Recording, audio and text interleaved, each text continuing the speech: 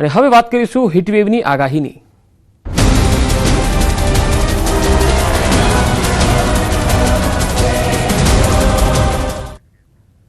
રાજ્યમાં લોકોને હજુ પણ ગરમીથી નહીં મળે રાહત। ગરમી અંગે હવામાન વિભાગે મોટી આગાહી કરી છે। કચ્છમાં 2 દિવસ ભીષણ ગરમીની આગાહી છે। કચ્છમાં 2 દિવસ સિવિયર હીટ વેવની આગાહી હવામાન વિભાગે વ્યક્ત કરી છે। તો સૌરાષ્ટ્રમાં પણ ભીષણ ગરમી પડશે। सीवियर हीट वेव आई है अपने कच्छ डिस्ट्रिक्ट में और हीट वेव आई है सौराष्ट्र में आइसोलेटेड और गुजरात रीजन में भी आइसोलेटेड पॉकेट्स में हीट वेव आई है। और जो फोरकास्ट जो दे रहे हैं हम कच्छ में हम सीवियर हीट वेव रखे हैं 2 दिन के लिए सौराष्ट्र कच्छ में और गुजरात रीजन में हमने 4 दिन के लिए आइसोलेट किया है जबकि सौराष्ट्र कच्छ में स्कैटर्ड है आज और कल। उसके बाद डे 3 आइसोलेटेड पॉकेट्स में और डे 4 से हम हटा रहे हैं हीट वेव सौराष्ट्र कच्छ में गुजरात रीजन में 4 दिन तक आइसोलेटेड पॉकेट्स में। બનાસકાંઠા જિલ્લામાં ગરમીનું ઓરેન્જ એલર્ટ અપાયું છે ત્યારે યાત્રાધામ અંબાજીની બજારોમાં ગરમીના પગલે સુમસામ દેખાઈ રહ્યા છે। ભારે ગરમીના કારણે બપોરના સમયે મુખ્ય માર્ગો ખાલીખમ ભાસી રહ્યા છે। ગરમીથી બચવા માટે લોકો ઠંડા પીણાનો સહારો લેતા જોવા મળ્યા। ખાસ કરી લોકો ઘરમાંથી બહાર નીકળવાનું ટાળી રહ્યા છે। હાલ તબક્કે જે રીતે હવામાન વિભાગે જે છે ભારે હીટ વેવની આગાહી આપી છે અને તેમાં પણ જે બનાસકાંઠા માટે યલો એલર્ટ આપવામાં આવ્યું છે અને જે આ ગરમી હીટ વેવના કારણે કહી શકાય છે કે જે અંબાજી ધામ છે યાત્રિકોથી ધસમસતું રહેતું હોય છે ત્યારે આજે ચોક્કસપણે બતાવીશ કે અંબાજીના જે બજારો છે જે માર્ગો છે એ સન્નાટો છવાયેલો જોવા મળી રહ્યો છે અને અંબાજીમાં જે ભરચક વિસ્તાર છે ભરચક વિસ્તારમાં માત્ર કહી શકાય છે એકલ દોકલ જે વાહનો છે એકલ દોકલ લોકો છે એ માત્ર જોવા મળી રહ્યા છે। બાકીના બપોરના સમય જે છે આ વિસ્તારમાં સન્નાટો છે અને ગરમી મહેસૂસ થઈ રહી છે।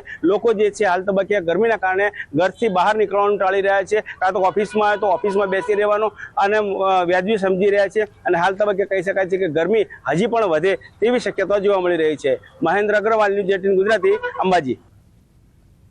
સૌરાષ્ટ્રમાં સૂરજદાદા જાણે કે કોપાયમાન થયા હોય એવી ભારે ગરમી પડી રહી છે। ખાસ કરીને રાજકોટમાં દિવસને દિવસે ગરમીનું પ્રમાણ વધી રહ્યું છે। બપોરના સમયે રાજકોટવાસીઓ ગરમીથી ત્રસ્ત થઈ ગયા છે। રાજકોટ શહેરમાં આજે ઓરેન્જ એલર્ટ જાહેર કરવામાં આવ્યું છે ત્યારે રાજકોટમાં પણ વાહન ચાલકો છે તે ક્યાંક ને ક્યાંક અત્યારે જે છે એ ટોપી ચશ્મા અને રૂમાલ બાંધીને નીકળી રહ્યા છે। ભાઈ શું કહેશો, આજે કેવી ગરમી છે? ખાસ તમે પણ ટોપી ચશ્મા પહેરી? આજે બહુ જ ગરમી છે। ગઈકાલે પણ બહુ જ ગરમી હતી અને આની અંદર આપણે હાઇડ્રેટ રહેવું પડશે કારણ કે ગરમી દિવસે ને દિવસે વધતી જાય છે। ટેમ્પરેચર 43-44 બહુ પણ જતું રહેશે આવનારા દિવસોની અંદર। કાકા આજે કેવી ગરમી છે, શું પરિસ્થિતિ? આજે ગરમી અસહ્ય છે અને મુશ્કેલી બહુ પડે છે બહાર નીકળવામાં પણ। 12 વાગ્યા પછી વૃદ્ધોને તો બહુ અસર પડે। બહારથી 6 વાગ્યા સુધી સાંજે નીકળાય નહીં એવી પરિસ્થિતિ અત્યારે આ ગરમીની અંદર થાય છે। રાજકોટના લોકો છે તે આક્રમક ગરમી અત્યારે અનુભવી રહ્યા છે। બીજી તરફ રાજકોટ શહેરના જે મુખ્ય માર્ગ છે આ રાજકોટ શહેરનો યાજ્ઞિક રોડ માનવામાં આવે છે। યાજ્ઞિક રોડ છે જ્યાં સામાન્ય રીતે જે છે ટ્રાફિકથી ધમધમતો હોય છે। અહીંયા ટ્રાફિક કંટ્રોલ કરવા માટે પોલીસની જરૂરિયાત પડતી હોય છે પરંતુ અત્યારે આ જે છે બહુ જ ઓછા લોકો અહીંથી નીકળી રહ્યા છે।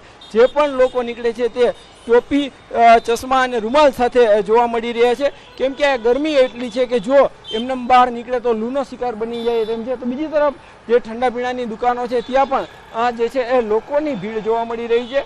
ખાસ કરીને જે પણ લોકો ઘરની બહાર નીકળતા હોય છે તે ખાસ ઠંડા પીણાનો ઉપયોગ કરતા હોય છે પરંતુ અત્યારે જે રીતના જે છે એ અત્યારે આક્રમક ગરમી પડી રહી છે અને એમને લઈને જ જે છે એ રાજકોટ શહેરમાં જે છે અત્યારે સ્વયંભૂ કર્ફ્યુ હોય તેવું રાજકોટ શહેરના અનેક રાજમાર્ગો પર જોવા મળી રહ્યું છે। હાર્દિક જોશી, ન્યૂઝ 18 ગુજરાતી, રાજકોટ। રાજકોટમાં ભર ઉનાળે પાણી કાપ। આવતીકાલે 5 વોર્ડમાં એક સાથે પાણી કાપ। વોર્ડ નંબર 8, 10, 11, 12 અને 13 આ તમામ 5 વોર્ડોમાં પાણીનો કાપ રહેશે। પ્રિમોન્સૂનની કામગીરીને લઈ મનપાએ નિર્ણય કર્યો છે। 1 લાખથી વધુ લોકોને પીવાનું પાણી નહીં મળે।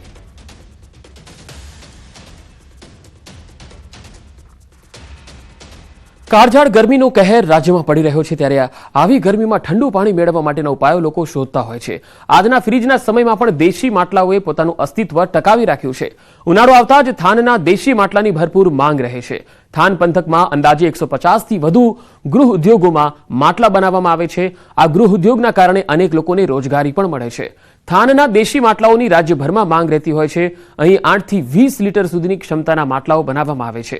સાથે માટલા પરની અલગ અલગ ડિઝાઇન અને કલરકામ પણ લોકોને આકર્ષિત કરે છે. ઉનાળાના સમયમાં એ લોકોને ગૃહ ઉદ્યોગમાં રોજીરોટી મળતી હોય અને ખાસ આ ઉદ્યોગની ખાસિયત એ છે કે 50% જે સરકારની જે એક ચાહના છે કે મહિલાઓ સહભાગી થાય, એમ 50% રોજગાર આમાં મહિલાઓને મળે છે. અને અમારી પાસે 8 લીટરથી 10 લીટર, 12 લીટર, 15 લીટર, 20 લીટર એવા માટલા અમે બનાવીએ છીએ. અને અમારા માટલા ગુજરાત ઓલ ઓવર ઇન્ડિયામાં વધારે જતા હોય છે. અને આ માટલા અમે 8-10 વર્ષથી બનાવીએ છીએ. તો આ માટલા ગરમીના મોસમમાં અમારે પાણી ઠંડુ થવા માટે એકદમ સારી છે. નેચરલ માટીનો ઉપયોગ કરી છે એમ બધાય.